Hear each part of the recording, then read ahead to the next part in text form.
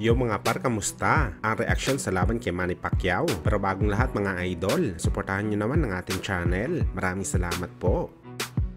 So matapos nga po lumabas ang report mga idol, na rejected daw ang apela ni Manny Pacquiao sa IOC o International Olympic Committee para sa pag-participate nito sa Paris 2024 Olympics dahil sa age limit ng Pinoy legend na hindi pumasok sa rules. Kung saan mga idol nagpapahiwatig lang ito na wala na sa potential na hit list ni Pacman ang Olympics at ang tanging rumors na lang nito na pwede gawin ang laban nito kay American at ang exhibition fight nito kontra kay Mayweather Jr. Bagamat tila nabigyan linaw tayo ulit mga idol sa naging latest interview kasi ng dating British World Champion na si American. Ano yung mga idol, napoprostrate daw siya dahil hanggang sa ngayon patuloy pa rin daw siya nakakatanggap ng mga email galing sa kampo ng ating pambansang kamao Manny Pacquiao para sa potensyal na laban nila, kung saan pumayag na daw si American sa laban na to nang nakausap niya mismo ng personal si Boss Manny via Zoom kasama ang investor ng laban. Bagamat hanggang sa ngayon mga idol, email ng email lang daw ang Team Pacquiao sa kanya, pero wala naman daw nangyayari kung matutuloy ba ang laban nila o hindi. Bagamat hindi ibig sabihin nito mga idol na sinisisi na ni American ang Team Pacquiao kung bakit sobrang tagal na maikasa ang laban nila. Tsantan nito mga idol, naglaylo muna ang kampo ni Pacquiao ng ilang buwan dahil nga nagpositibo si American sa Feds matapos ang laban nito kay Kell Brook, which is wala naman daw itong katotohanan sabi ng British fighter.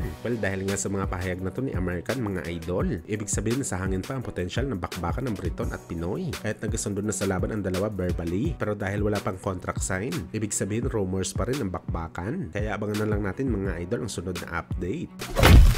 Sa kabilang banda naman mga idol, matapos nga po ang hindi matapos-tapos na issue ni John Raleigh Casimero laban sa kanyang mga boxing fans, kung saan inulan ito ng batikos dahil daw sa mahinang galawan na pinakita nito sa laban niya kay Oguni, kung saan mga idol, brutal din po pinanindigan ni Cuadro Alas ang kanyang mga sinabi na talagang pinagbigyan niya lang si Oguni sa laban. Sa naging live kasi ni Cuadro Alas mga idol, sinabi nito na plano niya talaga tapusin ang laban sa pang-5 round. Ito daw talaga ang round ng kanyang target na ipapalabas niya ang kanyang halimaw na galawan dahil nga pumusta ito ng malaking pera sa kanyang sarili. Kontra kay Ogunin na tatapusin niya ito sa round 5, pero sa kasamaang palad mga idol, round 4 pa lang hininto na ang laban dahil sa headbutt. Dagdag pa ni Casimero mga idol, pinagbigyan niya lang daw talaga si Ogunin ng ilang round para magkaroon na ito ng kumpiyansa sa kanyang sarili na pasukin siya sa round 5. Sa ganun para madali na lang daw kay Casimero na patamaan siya ng monster shot. Samantala napangitin na lang po si Cuadro Alas mga idol matapos mabasa ang mga ilang komento ng mga boxing fans na pati daw ang dating cutman nito na si Stephen Lunas. Sinasabi na talo daw si Cuadro Alas kay Oguni sa bakbakan na hindi naman alam ng Pinoy boxer kung totoo ba talaga na si Lunas ang nagsabi o gawa-gawa lang ito ng mga haters ni Cuadro Alas.